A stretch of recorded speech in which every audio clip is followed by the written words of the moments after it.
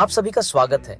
मुझे लगता है कि आप में से कई लोग नहीं जानते होंगे कि सच्चा प्यार और माफी कैसे रिश्तों को बचा सकते हैं। एक छोटे से गांव में रहते थे डेविड और कैरोलाइन। बरसों साथ रहने के बाद भी कुछ गलत फहमियों और अपने अपने अहंकार ने इनके रिश्ते में दरार डाल दी। आखिर दोनों ने अलग होने का फैसला कर लिया। सोचते थे कि अलग रहकर शायद ज्यादा खुश रहेंगे। साल बीत गए। डेविड और कैरोलाइन ने अपनी अपनी जिंदगी जी, मगर दिल में एक खालीपन सा महसूस होता था। एक दिन डेविड को घर की सफाई करते हुए एक धूल भरी बाइबल मिली। उसे खोलते ही उसकी नजर 1 कुरिन्थियों 7:10-11 पर पड़ी।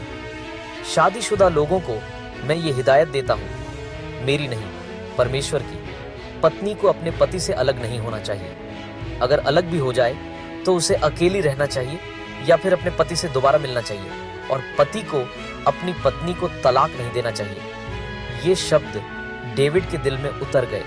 उसे लगा कि मतभेदों के बावजूद भी वो कैरोलाइन से अब भी प्यार करता है। उसने कैरोलाइन से बात करने का इरादा कर लिया। उधर कैरोलाइन को भी अपने घर में कुछ सूनापन सा लगने लगा था। वो खुद को बाइबल की तरफ खिंचा हुआ महसूस कर रही थी। पन्ने पलटते ही उसकी नजर इफिसियों 4:2-3 पर गई।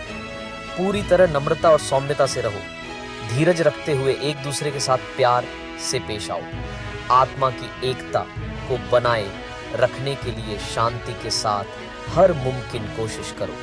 कैरोलाइन की आंखों में आंसू आ गए। उसे एहसास हुआ कि अहंकार और जिद ने उसे उसके जीवन साथी से दूर कर दिया है। उसने सोचा कि अब वक्त आ गया है कि वो अपना अहंकार छोड़कर मिलन की राह पर कदम बढ़ाए। एक सुहानी दोपहर डेविड और कैरोलाइन गांव के चर्च में मिले। उन्होंने अपने दिल की बातें बताईं, उन आयतों के बारे में बताया जिन्होंने उन्हें अंदर से झकझोर दिया था। नम्रता और प्यार के साथ दोनों ने एक दूसरे से माफी मांगी। बाइबल की शिक्षा और परमेश्वर की कृपा से डेविड और कैरोलाइन ने फिर से मिलने का फैसला किया। उन्होंने अपने शादी के वादे दोहराए, एक दूसरे को उम्र भर साथ निभाने का वादा किया। उनका प्यार अब पहले से भी ज्यादा गहरा हो गया। उस दिन के बाद डेविड और कैरोलाइन ने फिर से साथ मिलकर खुशियों भरा जीवन बिताया। उनके दिल हमेशा परमेश्वर के वचन से जुड़े रहे। वो अपने गांव में उम्मीद और प्यार की मिसाल बन गए। अगर आपको ये कहानी पसंद आई हो तो हमारे चैनल को सब्सक्राइब करें और बेल आइकन दबाएं ताकि आप हमारी नई कहानियों की नोटिफिकेशन पा सकें। धन्यवाद।